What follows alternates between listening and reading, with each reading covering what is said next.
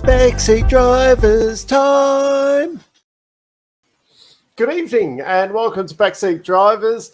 I think it's number 7, the Australian GP review. Back to professionalism tonight because I'm back. I didn't watch last week, I'll be honest, but yeah, apparently we didn't get an intro last week. It just, all fell apart without me being here. Tonight on the show, we will discuss my absence, the price of hats at the Australian Grand Prix, probably the amount of people there, and there was some stuff happened. There was a race and some red flags and stuff like that. Let's welcome on the host of last week. I think the host, Rob. Hey, it's me. And the latecomer last week is also here, Matthew. Hi, Matthew. Hat. But my one's green for Alonso and Bunnings for Australia. So, and Red Bull shirt. So I've covered all my bandwagons. So you've gone for the Red Bull. It's like we're brothers or something. Or that movie Twins, where I'm Danny DeVito. Arnold. Very, very tall Danny DeVito. So obviously I was there on Thursday, Friday last week, which led to me missing this last week because I didn't get home until after this was happening. Too busy whining and dining with all the celebrities. I hope Thursday I was Shadow Legends sponsorship. I tried, but yeah, I'm not as good as Zach Brown at selling sponsorship time. So unfortunately, yeah. Thursday I was slumming it with the just the general admission people, and and then Friday we got treated to a lovely luncheon and a seat for the day, so that was quite nice. Oh, a seat. Yeah. I'm going to complain that, like, I psyched myself up to spend $80 and buy a hat to show support of my new favourite rookie, and they jacked the price of that one up to $100. Jesus. Dave, I got 2 words. Ali Express. Well, the problem was, though, I wanted the hat there and then. That you can't wait 2 months for a hat for $10? Yeah, well, that was the thing. I wanted to put it on there on the day. So I went without a hat on Thursday because I'd gone in expecting to buy one on the day. And then on Friday, I just wore my typical Walkinshaw and Treaty United hat because I couldn't quite bring myself. And then next year, I'll probably psych myself up to spend $100 on a hat, and they'll have probably jacked the price up even further. Were these rumors true, Dave? I was interviewing Max. Yeah. I can't even be a smartass and say that I, spoke to a Max over the weekend. I did. I actually, it wasn't a massive chat, but I did actually get to chat to Cameron Hill. That's one of the supercars drivers for those who don't follow supercars.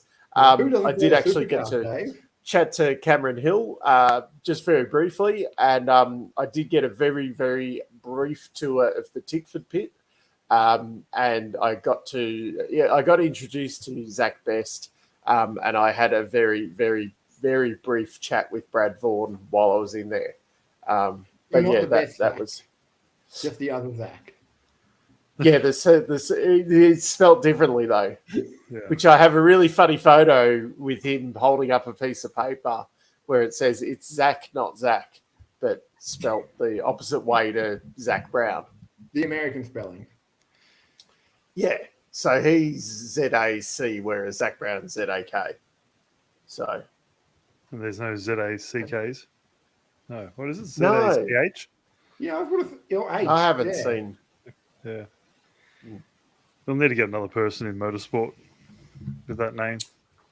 Yeah, can you have enough Zachs? No. Obviously I not. think we need a Zach Andretti. That just seems to cover both bases. Another Andretti and another Needed Zach. Perfect. It misses a little bit not having Marco in the field. I nearly forgot which one was the last one to drive. Been a while. So there was So what do we- a race on the weekend, Dave. Yeah. What did we think of it? I'm about to I'm going to make a really bad joke because that's what you expect from me. Because you expect Give the nothing fans less. what they want. Oh no, it's a red flag, Dave. Everyone stop. Stop what you're doing. Quick. I may have thought about this about 20 minutes ago, and I stand by it.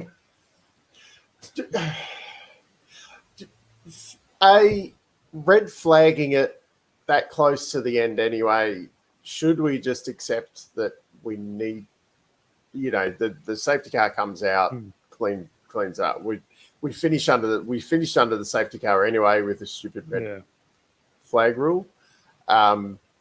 Do we need to go through the whole thing where we red flag it, or do we just run the lap under the safety car and call it? Then do we also red flag and then do a standing start with 2 laps to go or whatever it was? Yeah. I have to say the super sprint was pretty cool because it got what I wanted and a massive crash on turn 1. Yeah. Well, the crash was more turn 2. One and 2 kind of thing. Yeah. Where the Alpinas took each other out. Well, So they still seem to be friends at the moment, though. Did I say they were going to have a crash by Australia?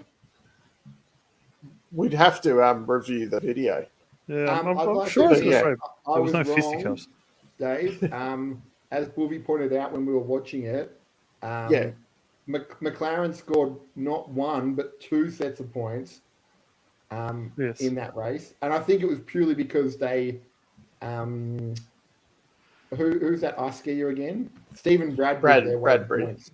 Yeah, there was a few probably more important people missing from the points. But that was down to skill, though. They did not crash.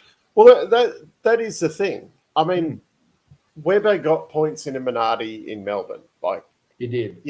Everyone, was excited about that, and that was a bit of a Bradbury moment. That was possibly even before Bradbury became a thing. Yeah, I'm not sure. Yeah, when that actually.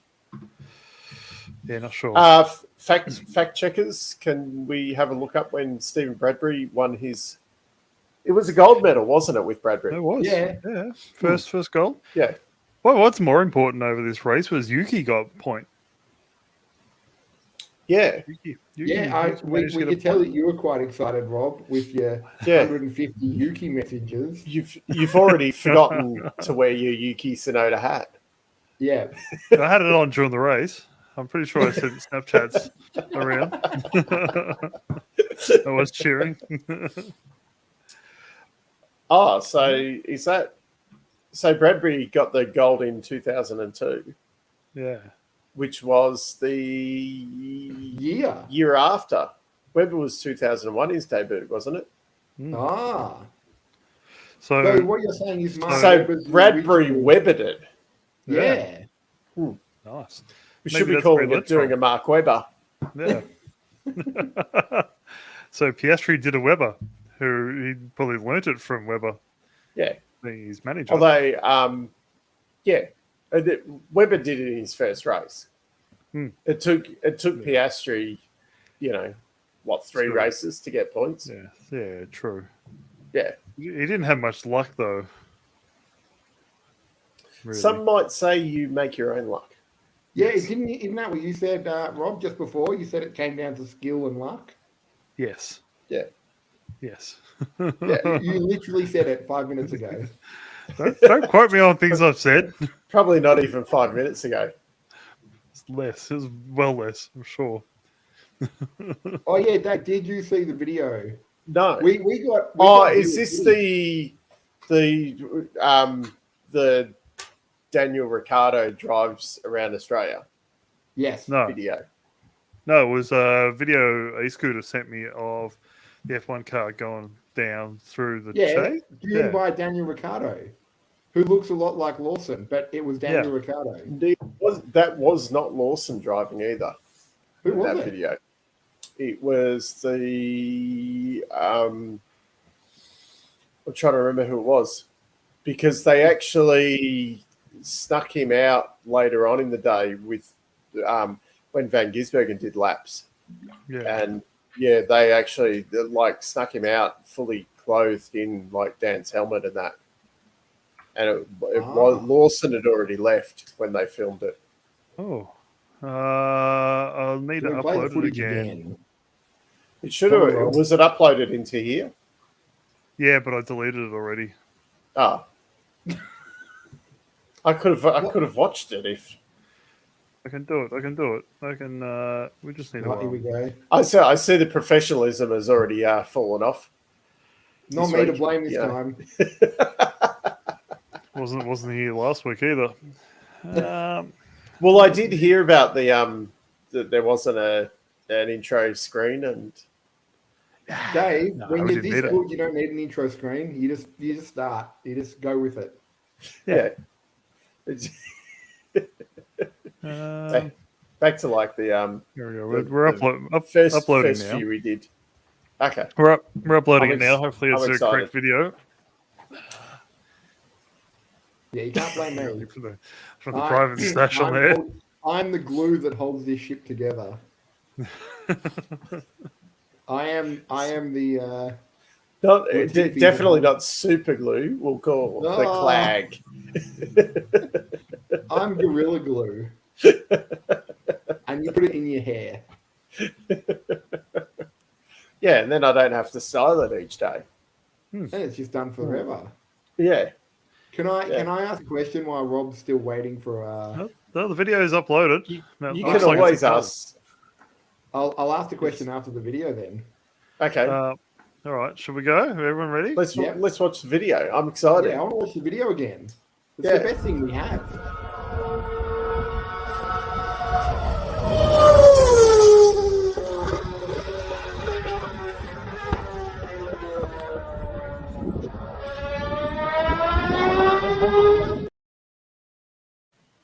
There we go. They seem to be going pretty slowly. All right, Dave. Sorry, I didn't know you were an F1 race driver. Well, I was there last week watching him at Albert Park.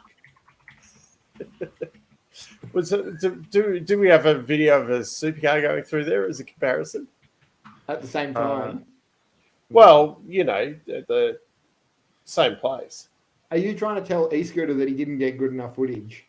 So while you were away, he went out and got us footage while you were gallivanting with the F1 millionaires. Yeah, We got sent a photo of a broken car.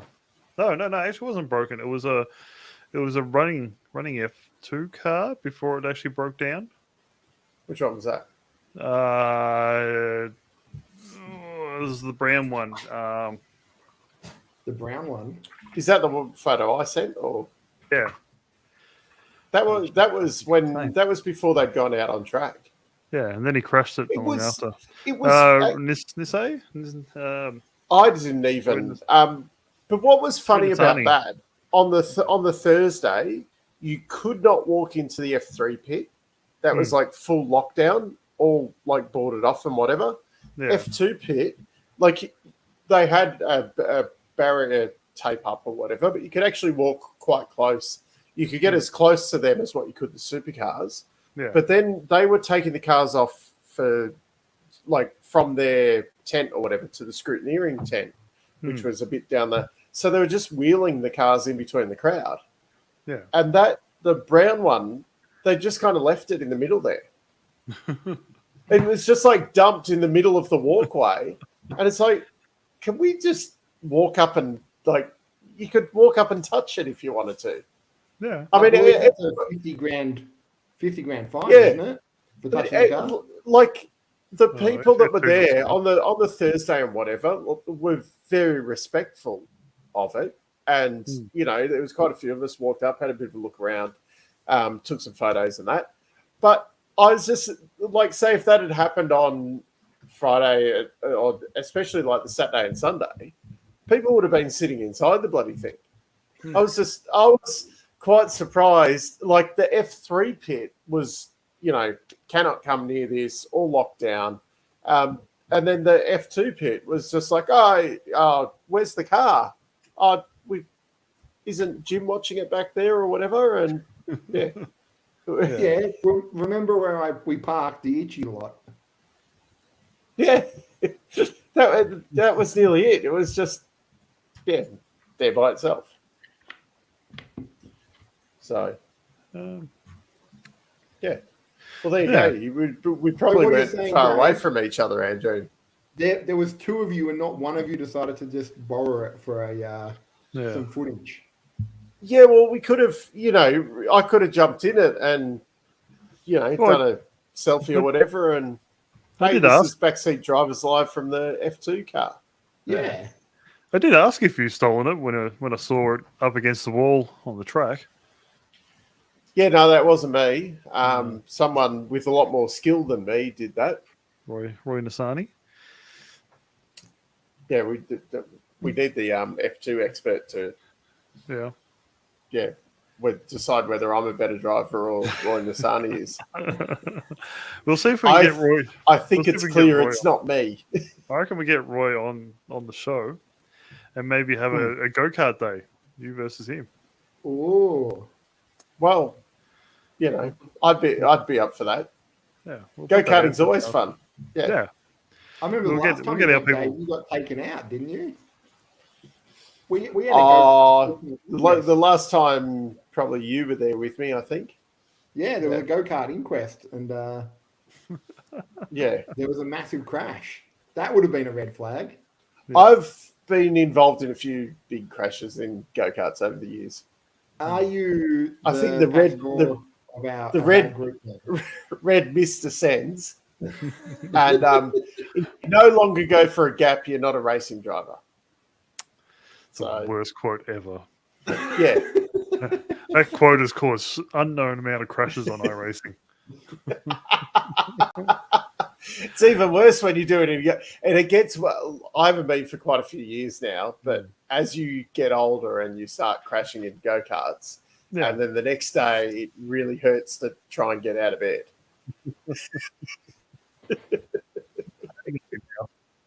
Doesn't hurt as much, I'm sure. So I suppose, we had red flags galore. Other than that, it was probably a pretty straightforward race once the safety car came out and screwed Lewis's race, and then he ended up in the lead. And George put on the jet blasters. Yeah. Or burnt his engine, I believe. His day kind of went from bad to worse on that one, didn't it? Yeah. He probably did that on purpose after he got screwed over by the red flag. hit the explosion button. Yeah. That would not have made him happy. Was that the Batman turbo booster button where it just shoots a 10-foot flame out the back? Really lame flame out the back. But your race like, is done. Fuck this, I'm turning it up to 11. And, I thought I saw fake nipples on his suit.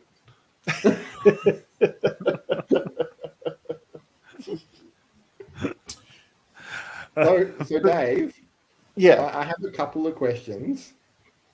My first question is, who the hell is this Ted character? He's the commentator. Ted Kravitz. Yeah, I've only just started seeing him, and I think he's a knob. What would the... No. Because Ted's actually really good, but I missed it. But apparently he did have a bit of a rant about the Lewis and Michael Massey being paddock. So basically, he was like, don't let Michael don't let him into Melbourne, don't let him into the F1. He's the worst thing in the world. I'm surprised he's not on the FBI watch list. He's the worst person ever. He just went on a rant, and then the other commentators basically just said, you look, no matter what you think of him, he's still a human. He interpreted the rules as he saw fit. Yeah. If you're still angry about it now, make some more life decisions because get on with your life because Yeah. it's embarrassing. Messi, But yeah, he was just going on and on Messi was about the one who how. got screwed over the most. Yeah. Well, the thing is, yeah, you can be annoyed and stuff, but in the end, your life didn't change. Like if Yeah. Lewis won it or Max wins it, you're Yeah. not going to go to work tomorrow and get a $10,000 pay rise. No. It happened, Yeah. it sucks. But one of them had to lose, and it would have been Mm. a dicey way either way. But Ted Yeah. just went on and on about like Lewis doesn't want to meet him. That's fine. Lewis doesn't need to meet him. Oh, Yeah. he shouldn't be allowed in the paddock. He's walking around like a free man, like he's, I'm assuming that he's committed a murder and he should be in jail at this point. Why is he allowed to walk around and talk to people? People are jerks. Yeah. And I'm a little bit surprised with that because he's normally given the Sky is usually pretty biased. Oh, I got something to say about that too. That was He's usually more level-headed Yeah. out of the he crew. sounded Like he there's was unhinged. I found that strange from him, but They did get rid of quite a few. Or Sky got rid of a few English presenters end of last year. Who was it? Didn't There was they a couple bring back some more with like Jensen Button now taking over? yeah, he's only here and there though. Like he only does. He was they pretty do amusing, though. rotate a lot. Yeah. Because what's her name was back this weekend without sounding racist, the token black chick.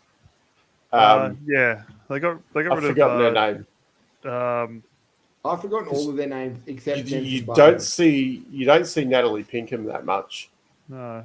Now Was she you the do one who had the see a stroke? lot. Don't think so. Oh. I thought who was it who had a stroke?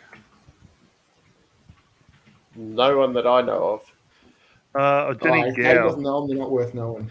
Jenny Gow was doing. She wasn't doing the Sky coverage though, was she? No, maybe it was BBC. Yeah. Yeah, they got rid of Johnny Herbert and Paul DeResta. Yeah, well, DeResta was annoying.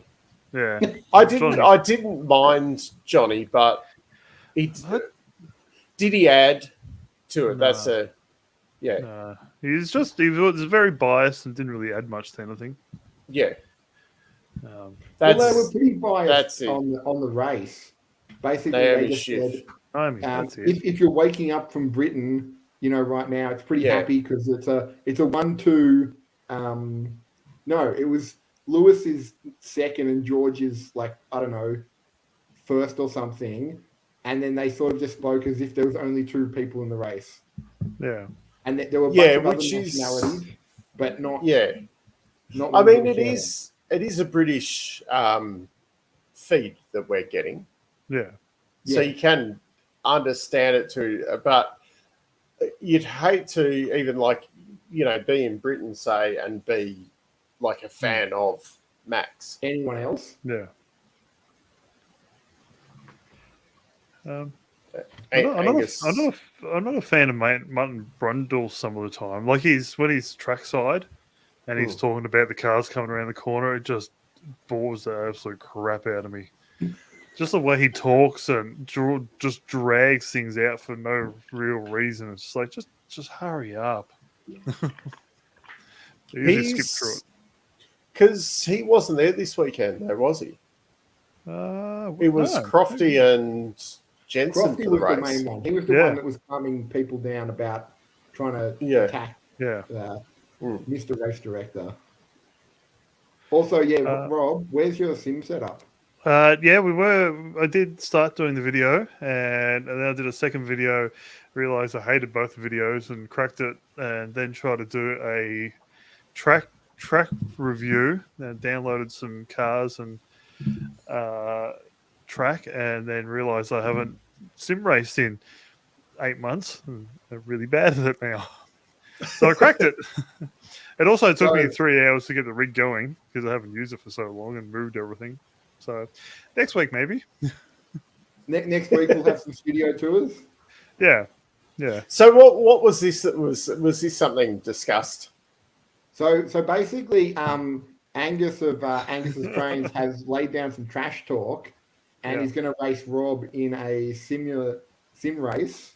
Yes. Okay. I'm going to get my ass handed to me. Yeah, and all signs point towards a devastating loss for Rob. my I don't see an issue with this. Rob is Latifi, and Angus is essentially Max, and should give him like a 10-second head start just to make it slightly interesting. But will he be able to pass him at like 30 kilometers an hour faster? I'd say 50 kilometers. I do have Hat Simulator sending me Snapchat downloads of V8 supercars. I'm surprised he hasn't got us all on Snapchat. Yeah. We should have our own. I can't play this video. So Dave, I have some more F1 questions. Yeah, that's what we're here to talk about. So I thought I'd think of some of them. We're not at 40 minutes yet to go totally. I'm gonna have to move Matt's section up on the list. He's just like skips like 3/4 of the list of stuff we need to talk about. I thought we were doing that next week. I can talk F3. I'd love to. Well, do we do your questions now, or do we discuss one thing that I read about during the week? So that we're playing with the weekend format in Baku. We've got a sprint race in Baku. Great idea where you can trash cars quite easily. What is this one lap shootout? So what they're talking about is, because I'm trying to think. I thought the weekend was Friday practice, then qualifying, then you have practice, then the sprint race, and then the actual race. Yeah. Now, what they're saying, the problem is that you have qualifying and then the cars are in Parc Fermé. Yeah. And then you have a practice session on the Saturday morning. Yeah. So what I think that they're going to do for Baku is that Friday afternoon you have the qualifying session, Saturday morning you have the sprint race, and then Saturday afternoon you'll have another qualifying session for the actual race. But one of those, because of the tyre allocation or something at the moment, one of those qualifying sessions will only be like a one-lap shootout. Yeah. Which that's not bad. I would assume it's the Friday afternoon one for the sprint race. So send them out. They pretty much do a warm-up across the line, one fast sprint. Yeah, like say your top 10 shootout at Bathurst. Yeah. That's not a bad idea. Lap. Like you I don't mind that, which they've done that previously. Yeah. But, is it getting a bit gimmicky kind of? Yeah. A little. I still think IndyCar's qualifying, how they have a finish line before the pits. So it's not the full... Oh, that's... So once they've finished their flying lap, they just straighten the pits. They're not slowing down and taking their time back around the track again. So they can get in, change tyres, do whatever they have to, get back out, do another hot lap. That's, to me, though, that's more... Like, I've argued for this with supercars for a long time, that they should do that, especially, say, at Albert Park, where they have a 10-minute qualifying session and such long And how many cars do they have on out there? What? Supercars? Supercars, yeah. Everyone. Yeah, but how many cars are in the field? 25. Okay, so there's quite a few. So it's not an issue, say, at somewhere like, the spacing isn't so much of an issue at somewhere like the Grand Prix. But because you have such a short session and you've essentially got to go out for, say, 6 minutes, because laps are 2 minutes. Yeah. That then you get one run in each session. So whereas the way IndyCar is in a 10-minute session, even with a 2-minute lap, you can still quite comfortably get 2 runs in. Yeah. So where F1, that's not so much of an issue because they do have the longer sessions, like the qualifying will be over an hour. Yeah. Yeah, true. Yeah, and I don't mind that kind of knockout qualifying, but they seem to have. Yeah. To me, they've leveled off at a fairly good compromise of keeping entertainment for the full hour session and it not being too kind of gimmicky Yeah. like Yeah, that. Yeah, where you had that countdown clock thing that lasted for a whole weekend. That was yeah. That it's for like I'm not a computer programmer or whatever, but you would have had to have been able to do, say, a simulation, even like try it on something like iRacing, like get someone to program in this session, get people to drive around and go, hey, this is dumb, it doesn't work. Yeah. Like, how? I think so. Okay, this topic we probably need to discuss. He's reading. I haven't read anything on this yet, but he's reading our notes. I saw a headline, and I assume it's pretty much as I understand. Yeah. No, I don't think anything's formal just yet. I think it's still just kind of thinking about doing it. I don't know how well. He's been thinking about it for a while.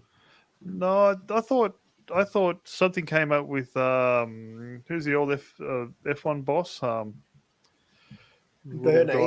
Bernie mentioned something, and that kind of put it back in his mind, and now he's decided to take legal action. Yeah, but that's hang on. Where's that one? No, not that one. That one. See if they take off one of his world championships, then Lewis will go and take Max's one off him.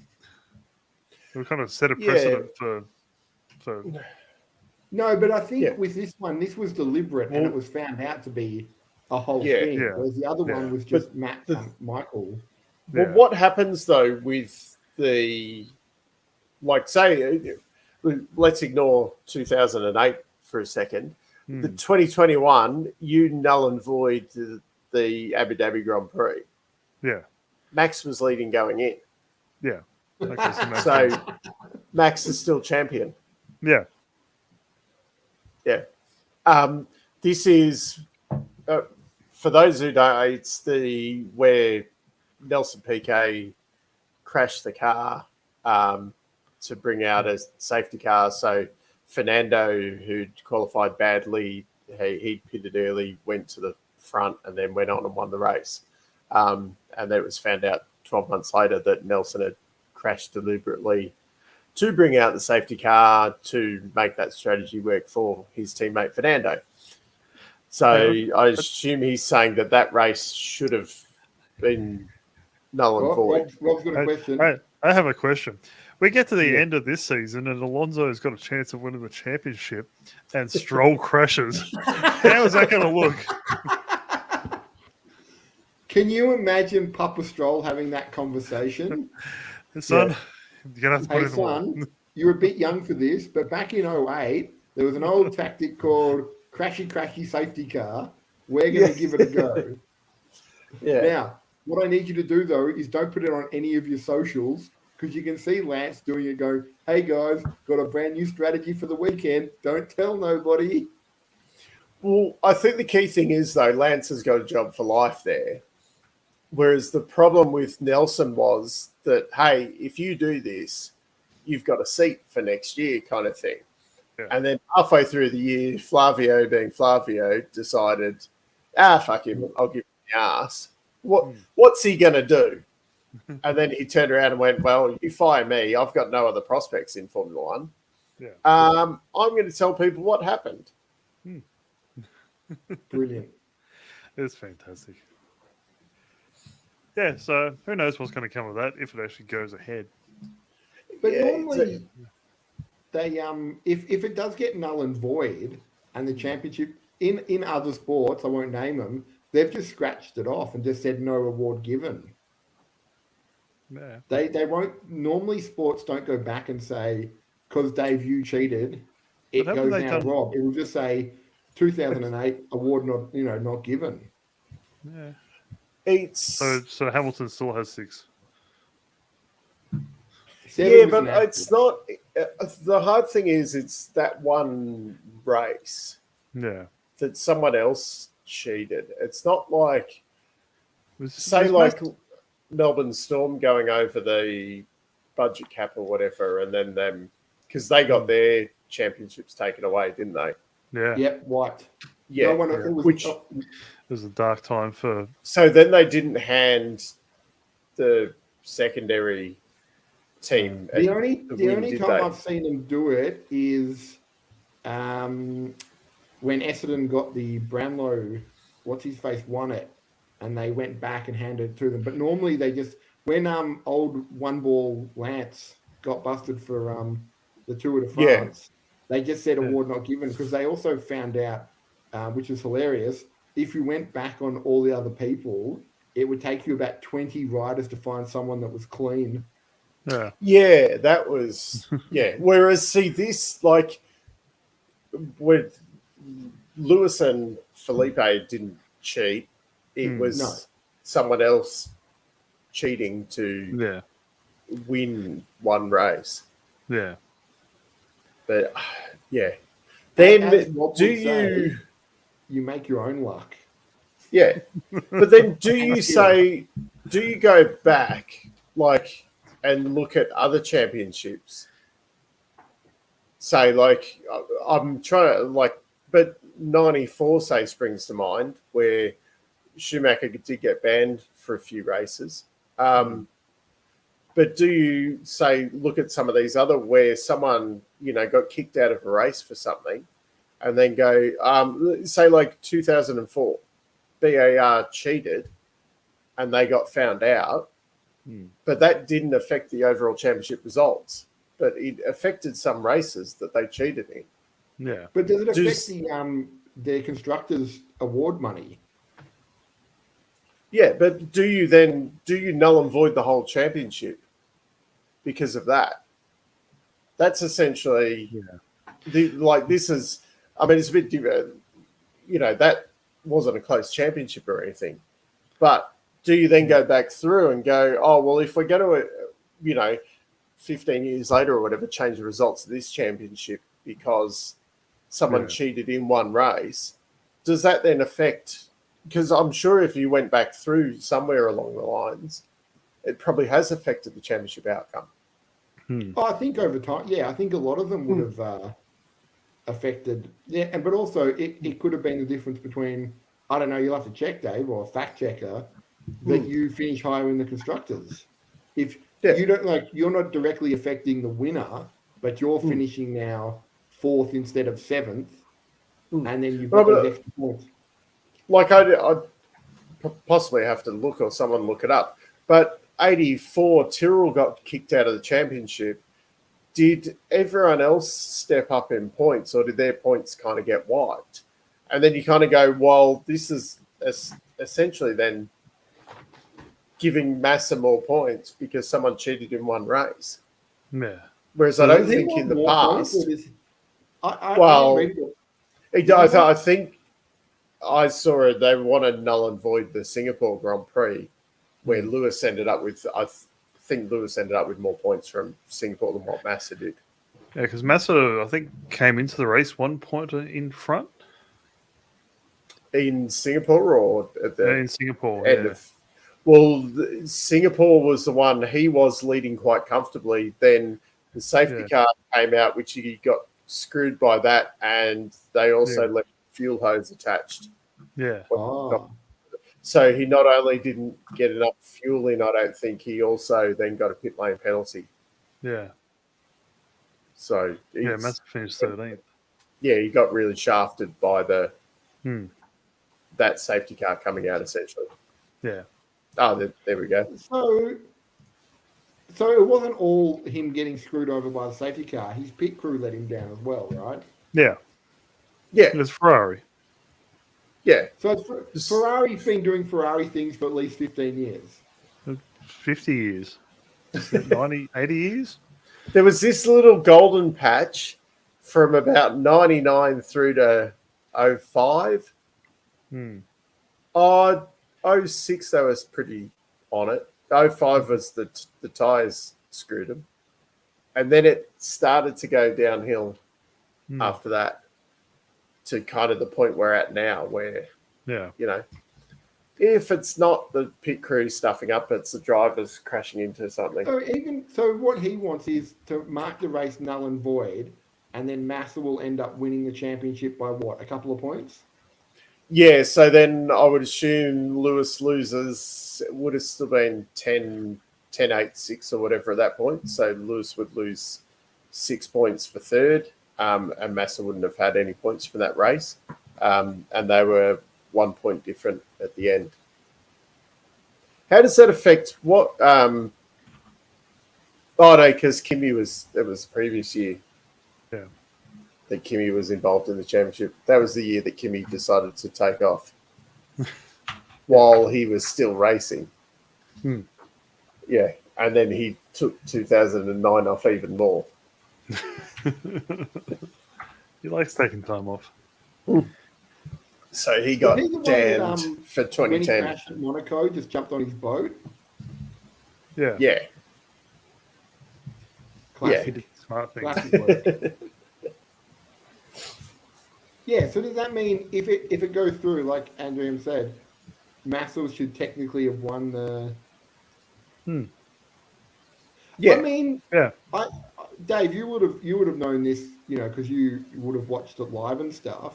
But was there any talk of them saying that, obviously, because this race is tainted, was there any talk of ever scrapping the race or just ending it? Like the issue was at the time, you kind of, when you were watching like the race live, you were like, "Fuck, that's pretty convenient." And he also did a practice kind of thing at the start, didn't he? Like he spun or something coming up. I can't remember exactly on that one, but I think he had done. But yeah, it was because it was a bit odd. You're like, Alonso's pitted very early, and then you're like, because he did have a lot of pace in practice, and they hadn't had many results during the year. And I think he was like second or something in practice and then something had happened in qualifying where he ended up down the back. So you were expecting him to come through the field, and when they pitted quite early, you're like, oh, maybe they're just trying to get him out of traffic. But you're like, that is pretty early. And then like a lap later, magically his teammate crashes, and you're like, that's going to work out quite well with the pit stop sequence. A little bit too well in the end. But it was 12 months later when it all came out. Maybe this is what happened on the weekend with Alpine. They told one of them to crash, and they both crashed. Yeah, whoops. Since it's still, Well, Dave, after the 12 months and they had the court case and stuff, there was no talk of them just saying this race result's been tainted. No, because what they essentially said was that it was 3 individuals within the Renault team, the driver, team principal, and the strategist, I think, team manager, whatever Pat Simmons was at the time. And they went, right, it was those 3 individuals acting by themselves. They get their bans or whatever. Alonso came out and said, I didn't know anything about it. I just was told to pit. So I pitted. I just worked here. Yeah, and everyone else said, when we didn't know anything about it. And the 3 of them went, no one else knew about it, blah, blah. Yeah. So they essentially went, well, it's 3 individuals, no one else involved. Give them bans. Everyone else carry on as you were. Wonder how much they got paid to jump ship and say they did it. Yeah, it's a weird one that I'm surprised Flavio kind of, died on his sword. Simmons would have been looking out for the team as a whole, I suppose. But Flavio to lose his job over it. But there was probably enough evidence that he had to kind of go. Yeah. Rather than take DK Jr. get in trouble? Yeah. So he also, I'm pretty sure he got, I don't know, I don't think his was a lifetime, but I think he might have got 5-year, because originally Simmons was a lifetime ban, which got reduced to a 5-year. ban. Hmm. So Because from the whereas, sounds of it, I'm not making excuses for PK, but it sounds like if you're the second driver, you don't have a seat, and someone says to you, "Hey Rob, you're our second driver. I need you to crash for Dave." Okay. Clearly, I'm going to get in trouble because I've conspired to make this plan. Dave has no idea because we just want to look after our number one boy. But Yeah. if you're the number two driver, and I tell you need to crash to help, your teammate, you're probably thinking, well, if I crash, I'm in trouble. If I don't crash, I'm out of a job. And there's a good chance that I could probably get away with this because they would have gotten away with it if he didn't get fired, right? Yeah. yeah, it was only the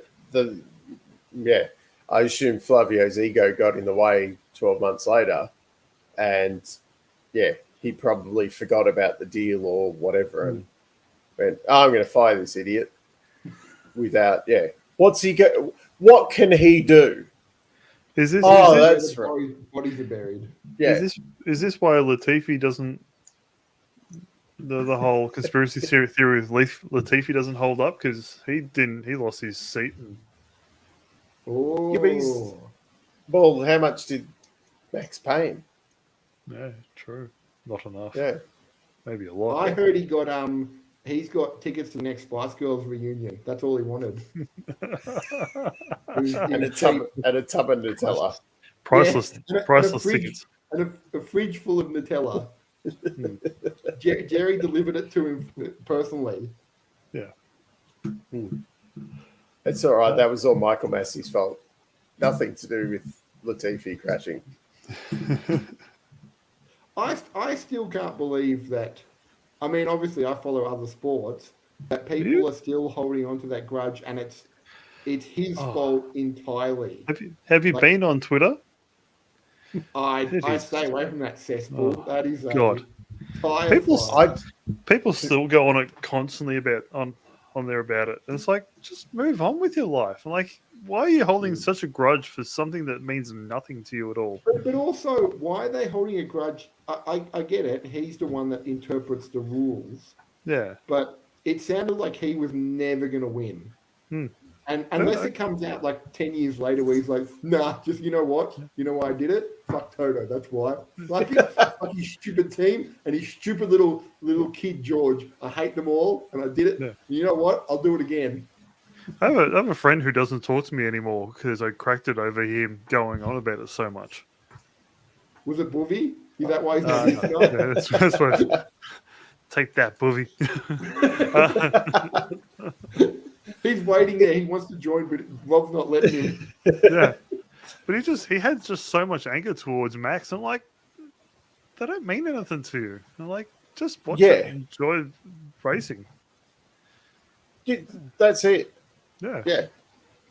But I don't get involved in Twitter at all. But I know it is sometimes it can be a dark place. Even like Facebook comments on the supercars, stuff. Yeah, so sometimes it's good for a laugh, and sometimes they seem to drag you down with them. True. Yeah, sometimes you stop laughing, Dave, because you're like, wait, you genuinely think this?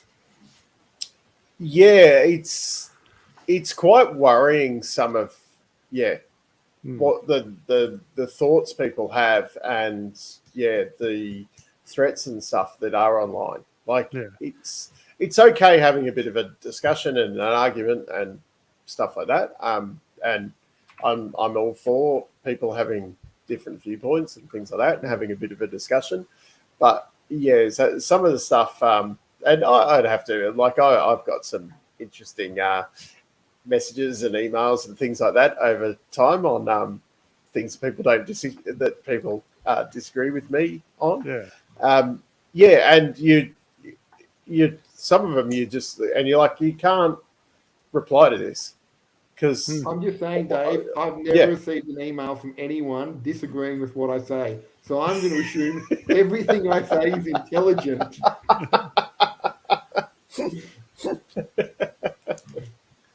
But basically, I'm the one true. So that's knowledge. Matt Buttingshat at gmail.com. In the IndyCar race, there was a bit where Kyle Kirkwood ran into Rossi in the pits, Yes. and the The commentators, pits. Yeah. commentators said that Kirkwood was in the wrong. He shouldn't have been in the fast lane turning in. Mm. But he was doing what he was supposed to be doing. That's where he was actually supposed to drive down, and was told by management. So he was copying like threats on the internet about him taking out Rossi, all because the commentator got what he was supposed to be doing wrong. Well, it's funny because they have actually, I think they clarified that rule this week. Yeah, That you can't then enter your box from the fast. You have to enter it from the transit lane now. yeah, okay. That they have clarified that, but apparently, I think it was an unwritten thing in the rules that you were. After they mentioned that, then I still noticed every time they went into the pits, there was a bunch of cars coming down the fast lane. Yeah, but you can say you're supposed to move within a certain period before and after your pit box, but it's so you don't get the bullshit like in the supercars where they can't actually get out of a pit box because you've got a train of cars. You can move into the lane and then move into the other lane, like filter through without having to sit there and wait, which they have their pit stops set up a lot more for that entertainment yellow flag. Everyone comes into the pits at once. Let's crash into each other. But who cares if someone gets run over? Yeah, but people, there's very rare people get run over compared. Compared to say Formula One or supercars. Yeah, like Formula One, there's probably one person gets hit a season. Yeah. Supercars, you probably have a couple. Yeah. IndyCar, you probably have a person gets hit every 2-3 races. No, because they're not allowed over the pit wall until the cars. They're not allowed into it's still a bit more like locking in and skittling some crew and stuff like that. Now and then. But yeah, well, my whole point was like he copped a whole heap of threats from people about taking out Rossi, and like, who cares? Like it's just racing. But I mean, I don't get it, but some people really, get carried away with it. I've dealt with people before that, back at Bathurst 2014, I walked around and handed them a can of Pepsi Max after the race. And they definitely weren't a fan of Pepsi Max at the time, and I nearly got the Pepsi Max thrown back. Seems like that was a waste of something to give someone the delicious Pepsi Max. For those who don't know, the Red Bull team ran out of fuel on the last lap, and the Pepsi Max car overtook.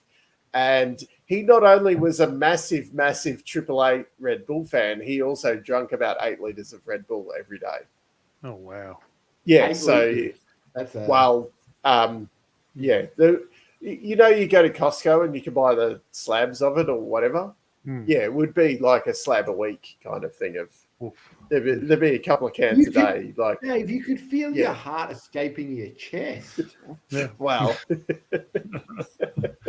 Without getting into it too much, this is already someone who had some health issues who probably shouldn't have been even drinking coffee. Was this you, Matt? Yeah. Too many snags from Bunnings. Yeah. Is that how you get a free hat? Yeah.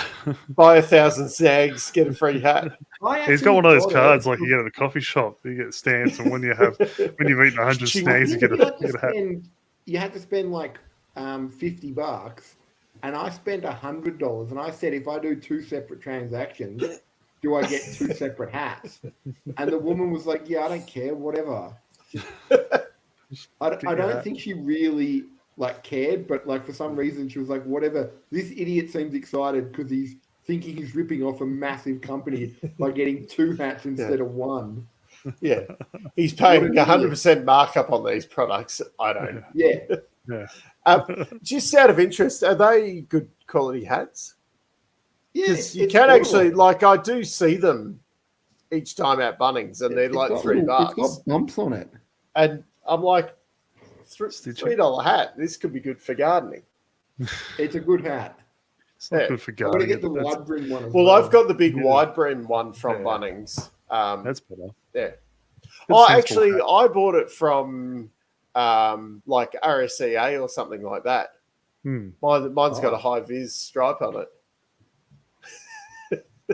Unrelated, but when Yeah. I went to Bunnings a couple of months ago, I got a high vis Bunnings vest for my dog. What? Oh, nice. Yeah. They asked me, "Do you have a dog?" I said, "Yes." "Do you want this high vis vest?" And I said, "Sure, why not?" I need to take my dog in there and see if I can get one. Yeah. Take a photo, like tag them on Instagram or something, and say free hat. Is please. that because they're selling all the pet stuff now? No, this was months ago. Oh, okay. What pet stuff? This is probably something I should talk about after. Anyway, So for those who don't know, Bunnings now has a pet section where they sell pet food and toys, and And okay. if Bunnings wants to sponsor us, we've got a few Bunnings pet things like kennels and things like that over the years out of Bunnings. So Okay. this is before they did their big push. I will go down and because have a look on the weekend. apparently pet care is now a large thing. So Bunnings is jumping in there to try I'd and also steal like to some point thunder out- off the other pet brands are available. And if any of you want to sponsor, I'm more than happy to push your products. Yeah. I'd just like to point out that it's been over 40 minutes, and Dave has run the show into the ground talking about pet products now. I did sell LED dog collars for a while there. I do actually have a absolute shitload sitting in my garage still. Thankfully, that was a good business decision. Sounds like Rob, if you want to give Yeah. me one, I'll take one or two. Yeah. Yeah, we'll work something out. We'll talk about that later. Can these? I'm just thinking outside the box. My business brain here. Can these be repurposed, say, for a rave party for people? I've already discussed that. Could we put them on some e-scooters? I was a and do dirty some raver. racing? I was a dirty raver a long time ago. I know a lot of ravers.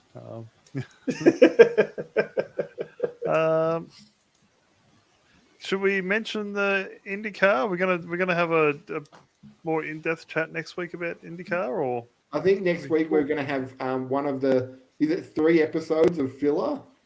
yeah, Yeah. pretty much, yeah.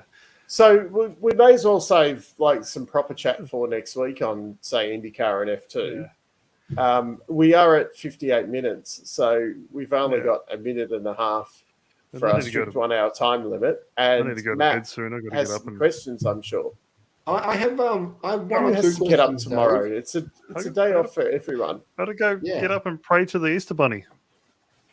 Okay, I'll accept that because he brings chocolate. Yeah, He does. which will be me going to buy chocolate. Yeah. Unless anyone wants to drop chocolate off in my house, the address is 123. 123 Fake Street. Yes. Let me. I'm let just me trying to pour think of which friend we can drop their address, and all of a sudden, all this chocolate magically turns up tomorrow. I'll be disappointed if they just get chocolate. Yeah. So, Dave, I have my final question. Okay. Well, basically, it's there was talk that Max was meant to get fined for not parking in the lines again properly because they were looking out for that. But he got away with it because his wheels were in the box, but not the front of the car. Does that mean everyone now who gets the front position is just going to drive their wheels straight up as far front as they can? Well, the issue with that is then if you do crawl forward at all, you're done. You've jumped the start. So what they usually will do is stop like just behind, and then in case, especially say like with the supercars, if you engage the clutch and you get like you creep 10 mil or whatever, if you're right on the limit, then you jump the start. So what the idea is usually then you've got a little bit of margin of error if you do, like even if you come off the brake a little bit, roll forward a tiny bit, you can stop it and still be within your pit box. Whereas when you've run to that maximum, which that would have been a mistake them running it that close, but they were still within the bounds or whatever because the line is classified as being in. It's when you're over the line, like with the track limits and that. As long as you're touching the line, it's considered fine. So as long as the front tyres are on the line, you're fine. As soon as the front tyres are over, that's jump start. So the problem with Gasly was that he was outside of the box then. So his tyres were, they weren't on the line, they were over. On the line. Yeah, and that's where he was still touching the line, so it's fine. Good to go. Yeah. All right, there we go. Ooh. Who was the last person to get disqualified at the start line? Disqualified or penalised? Well, do you get disqualified at the start if you jump the gun? No, like Gasly got a drive-through for it. It was a drive-through, wasn't it? I think so. Off 10. It was one of the penalties, 5 or 10 second. Alonso last week got a penalty. Yeah, but that was for something else, wasn't it? They've been over too far. So was that this? There you go. Alonso was the last one. I just remembered another one. The Ferrari penalty at the very end of the race. Has that been appealed? Well, he deserves a penalty for it. Oh, okay. But he spun Alonso. Now, Alonso, then they reset everything as though that didn't happen. Yeah. So why does he get a penalty for something that essentially didn't happen? But you also, what shitted me about that whole thing, you've reset it all, but you go, oh, no, the Alpines, you guys crashed, so you're out. But wait a minute, we've reset it back before that fucking happened. Yeah. So they should have either, where they all ended up at the end of the crashy crash, or it gets brought back, and then that's where we finish it. Yeah. So Alpine still gets their double points. They couldn't get through the first sector, so they couldn't. So it should have been brought back and gone, right, it's too close to the end, it's red flagged, day's done. We don't. No results.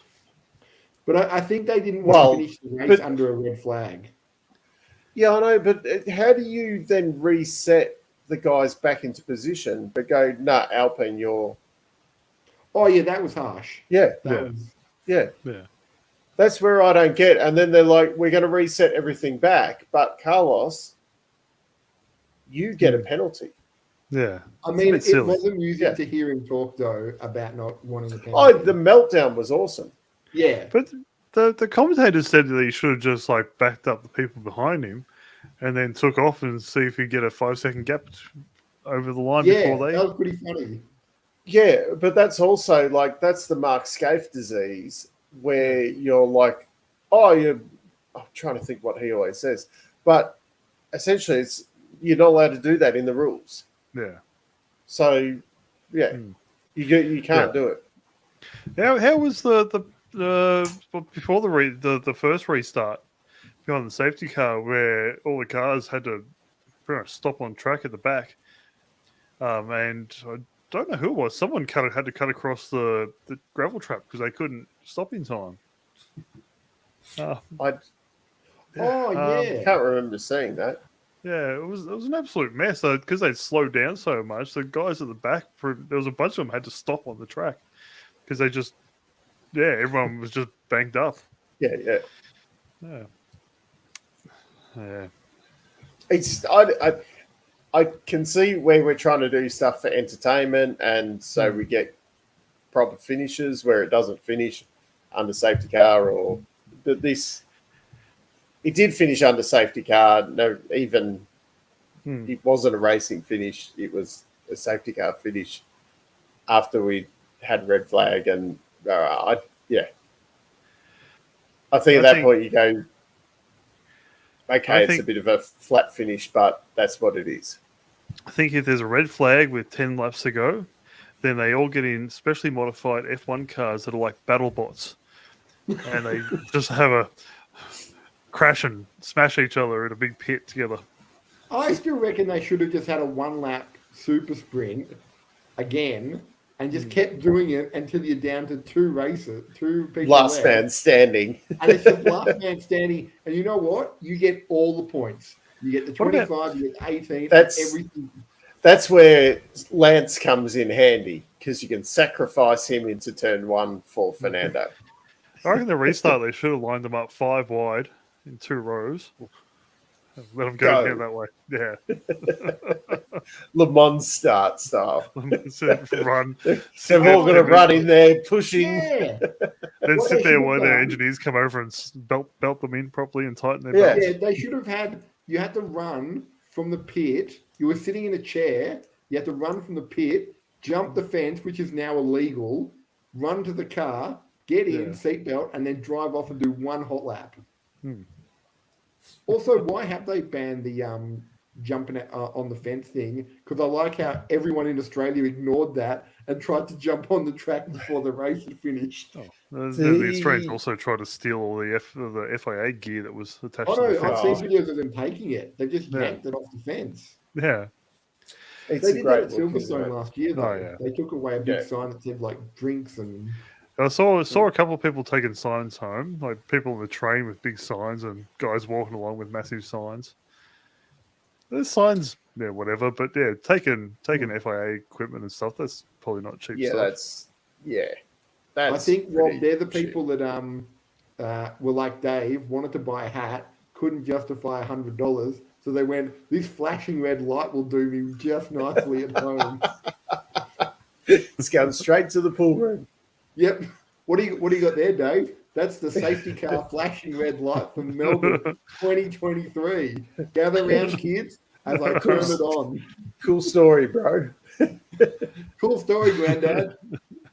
So anyway, with the team hanging off the fence, what they're saying is that the fences aren't rated for 30 people to be hanging off them. So you're telling me a fence health and safety issue. F1 car from crashing into it. Well, can't carry 30 elite.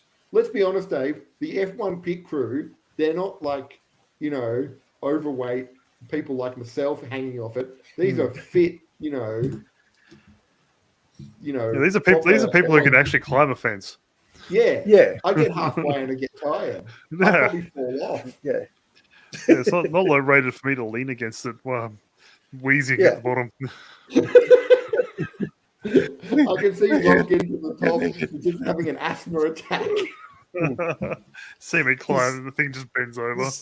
This is where, unfortunately, sometimes our OH&S rules are starting to get a little bit out of hand. But all they need is one of them to fall off and then go, that's the problem. That's also, the problem. Aren't they usually... I think if you climb up the fence and you're wearing the full F1 gear and a helmet, if you fall off, you're already protected. Yeah. But they're not doing it with high vis on. Remember, people want the Montague Street Bridge raised because people can't read the signs saying it's too low, don't take a truck underneath it. Lower it. Make it lower. Even lower, Rob. I think if you hit that bridge... After not seeing the signs and hitting the indicators and stuff, you should have your license taken off you because you were too stupid to try and go under there. No, but having a license is a right. It's not a privilege. Everyone should have a license. No. They deserve it. If I had my way, no one would have a license. People strict licensing. Hey, Rob. I want to hear your thoughts then on sovereign citizens driving around in a licensed car. Hello. The only reason I jump on Twitter. Gather around, kids. Uncle Rob's going to rant for 30 minutes now. We don't need a space shuttle because the Earth is flat. I've unleashed the Rob. No, I'm not going to talk about them. They don't need any oxygen. They are absolute so and so. I can't say words. So anyway, Dave, what Anyway. would you and Rob rate the F1 out of 10? I found this one really hard because the actual race was pretty I was thinking ordinary. I was thinking this earlier. I'm like, what makes an F1 race exciting these days? Because usually, if there is any overtaking, it's like there might be It's like a all lap DRS. Yeah, Yeah. DRS overtakes.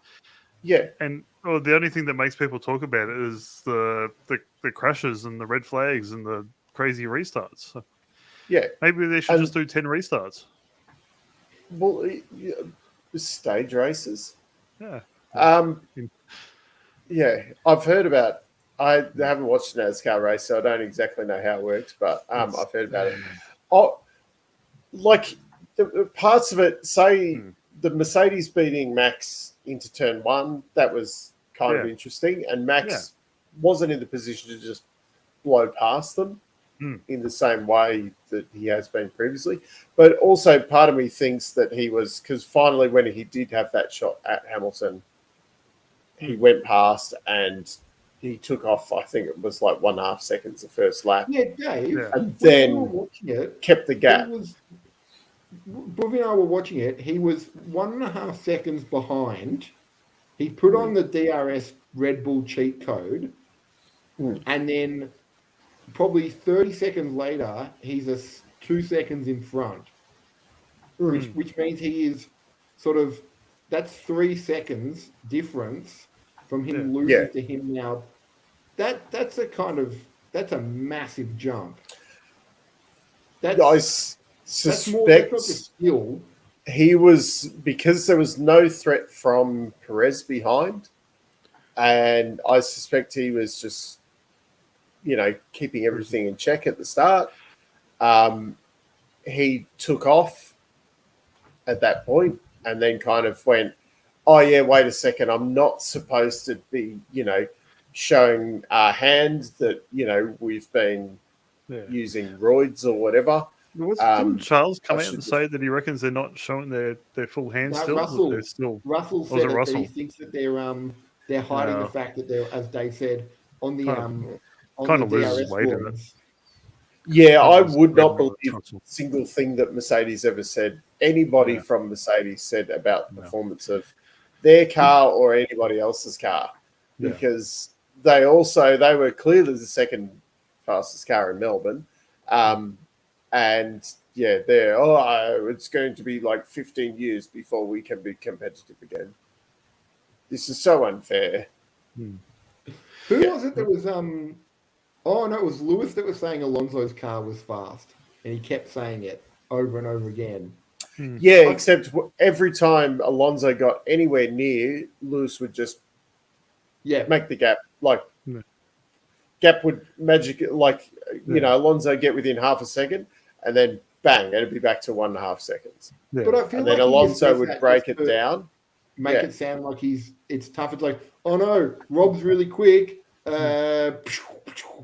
It's like coming out and like, the Red Bull now that's the fastest F1 car I've ever seen.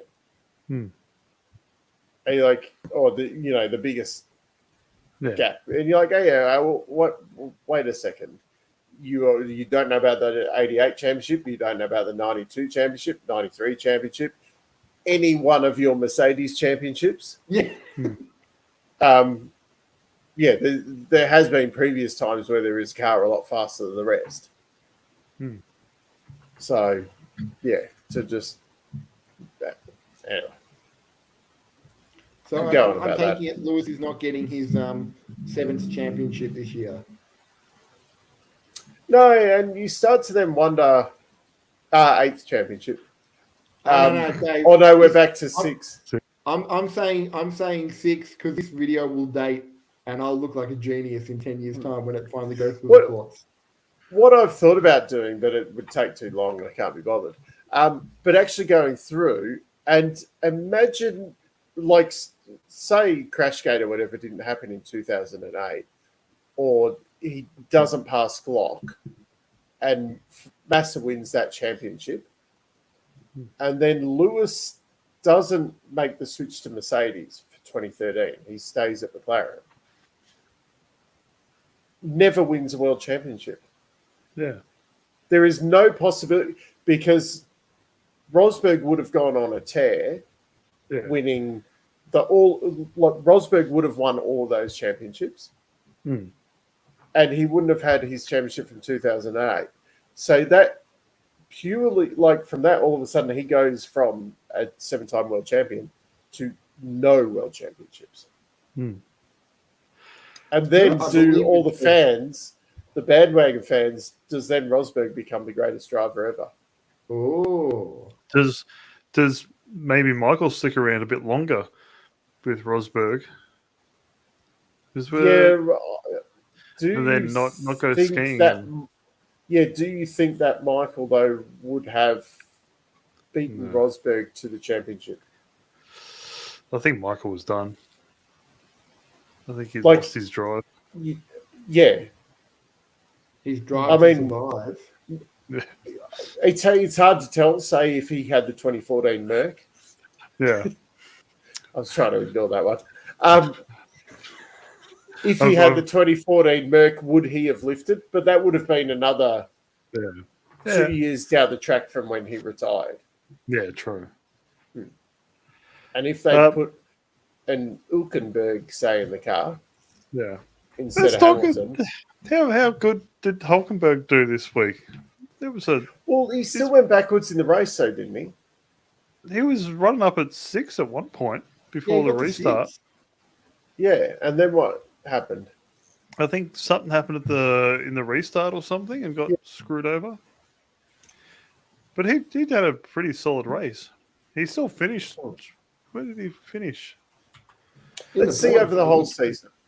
Hülkenberg, he finished 7th. Let's just see how the season goes. He finished 7th. Before we get carried away.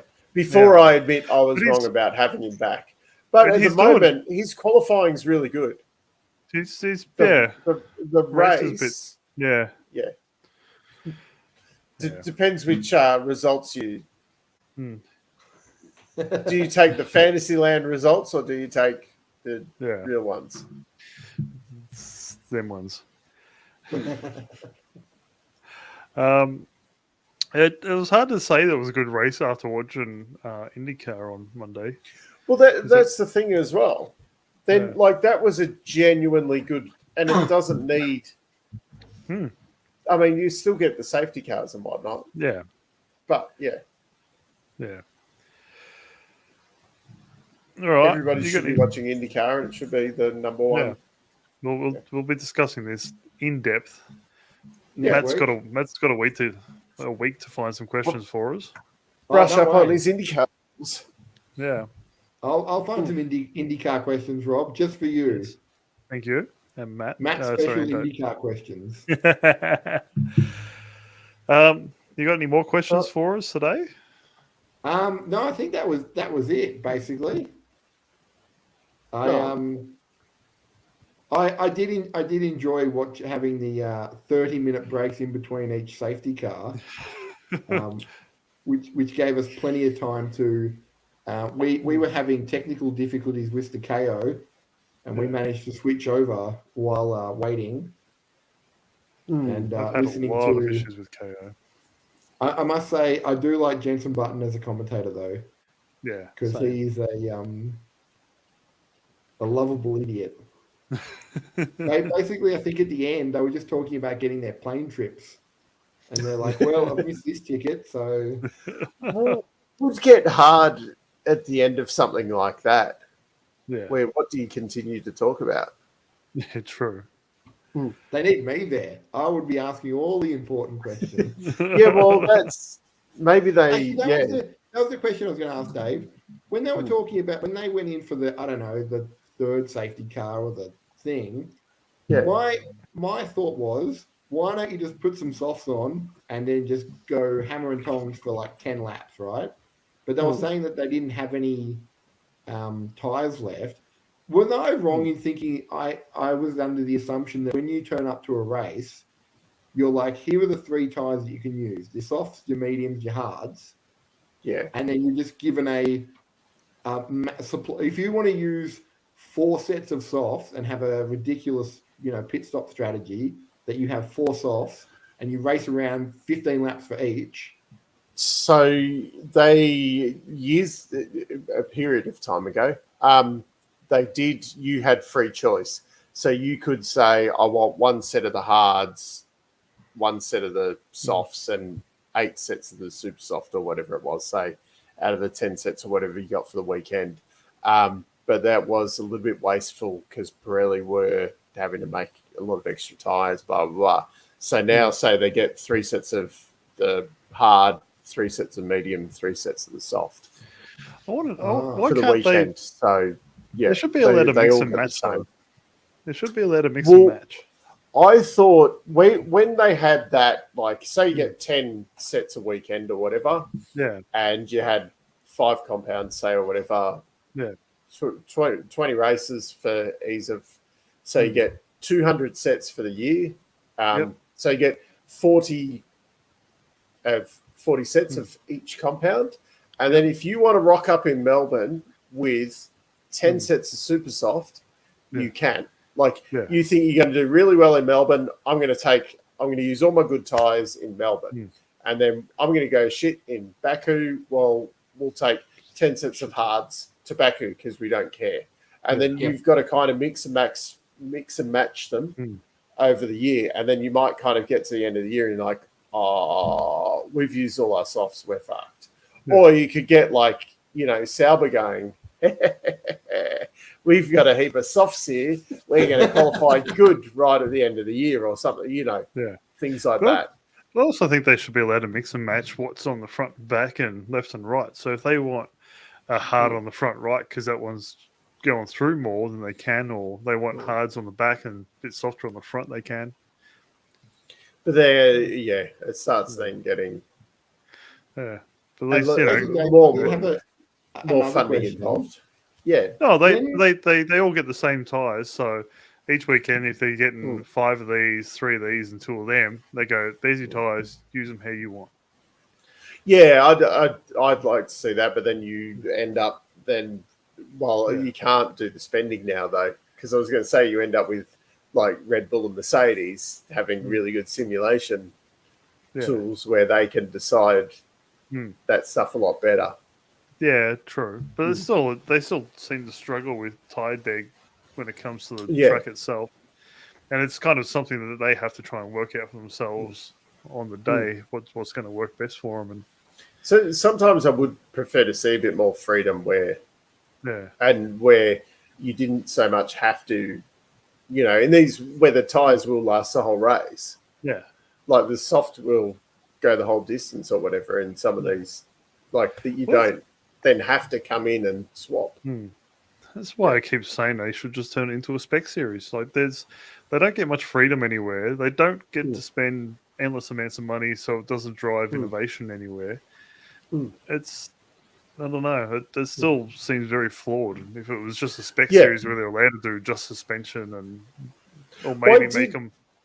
I did quite like the idea that it was quite a few years ago now where it was, I think, Jet Force India, Sauber, possibly Renault, when they were the Lotus or whatever. And they were suggesting that they pull their resources and design one chassis. Yeah. There was either 3 or 4 of them, and they use one chassis and then design their own aero and that. And you've taken all that cost instead of all of them, say, spending $10 million each designing a chassis. They all chip in a few $1 million and they have one chassis that then they can build, 10 of them or whatever and share the load, which I quite like. I think they should. I reckon they should have the same chassis, same aero. Let them do suspension, and they make them use a 2-liter 4-cylinder engine from a road car that they have to homologate for. So then, like Volkswagen Group can use their 2-liter, Mercedes can use their 2-liter. It's like it's an engine that is used, use it on sustainable fuel. You'd still find a way. Red Bull would still find a way to magically put secret carrots in it that make it 4,000. I'd prefer them to say go a little bit more old school and go back to, like, say, even if it's a 2.5 litre V8 or something like that. Give them all DFVs. Well, no, not that far back, but something a bit more just internal combustion, but you run it on alternative fuels or whatever. You get the noise back into it and that. But you say you run it on alternative fuels in that way. And I quite like the idea of the manufacturer kits in the IndyCar that they had a few years ago, like say for F1, just while Rob dies. I like the idea that they go, say, a spec chassis, and then they all go and design their own aero and that for it. So your bolt-on stuff is your own. That's good idea. And then it's still a bit more DNA of F1, but it takes a massive cost out of each team. Yeah. For doing that. The reason and then take a big cost out of the engine too. Yeah, so the reason I said using something like a production car 4-cylinder is that's probably one of the biggest sold styles of engines these days for petrol cars. The only issue with that is then you end up with like one company designs a very good 2-litre engine, and then someone trying to come in that's not so good. Yeah, can't compete. Yeah, but at least it might drive innovation towards road cars, though. Well, yeah, that would be good. Yeah. But I'm just trying to think, because Ferrari would probably struggle with a 2-litre engine out of a road car, whereas you'd be a bit worried about Volkswagen coming in. Fiat will have a 2-litre, don't they? I'm sure Fiat have a road-going 2-litre turbo. Yeah. Does that though? Yeah. Does that help the cause? Maybe. Red Bull don't have a manufacturer. Well, they could. An EcoBoost. Yeah, EcoBoost. Yeah. Volkswagen have them. Yeah. Mercedes have the A45 engine. Yeah. Yeah. I'm not totally, but I'd prefer to see something a bit more, something with the noise, but bespoke. Yeah. A racing engine, but you then you run it on biofuel or whatever. Yeah. And that gets you green bullshit out of the way. Yeah. Well, it really, like the whole with Formula One, I mean, the cars are engineering marvels or whatever, and then we fly the fucking thing backwards and forwards across the world all year, and you're just chewing up that much greenhouse emissions or whatever in the background. That you got Charles and Carlos flying in private jets everywhere. Yeah. Yeah, and that's the thing. And there would be quite a portion doing that, when you could also say maybe charter a private jet where quite a few of them share it because they're going back to Monaco or whatever. Yeah. But they're all going back to their apartment they live in Monaco. Yeah. But they're only doing it because they like the weather. It's nothing to do with the tax purposes. No. I assume their hotels like the F1. Their apartments are like the F1 hotel we had here in Melbourne for a while there near the airport. Yeah, definitely. They've renamed it. It's no longer called the Formula One Hotel. Ibis. Yeah. It's been an hour and a half.